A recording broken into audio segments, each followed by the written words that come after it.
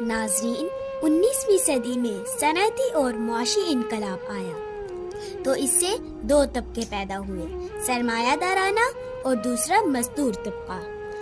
سرمایہ دار فیکٹریاں قائم کر کے ان میں کام کرنے والے ورکرز کا استحصال کرنے لگے۔ ان فیکٹریوں میں کام کرنے والے ورکرز تھے تو انسان ہی، مگر ان سے کام جانوروں کی طرح لیا جاتا تھا۔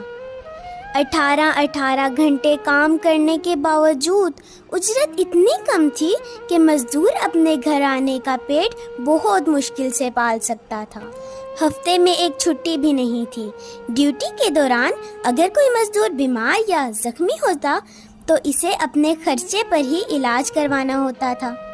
اوپر سے پیسے والے امیر لوگ کہتے تھے کہ کام کے دوران چھوٹے موٹے حادثات تو ہو ہی جاتے ہیں، ان کے تحفظ نام کی کوئی چیز ہی نہیں تھی۔ مالک جسے چاہتا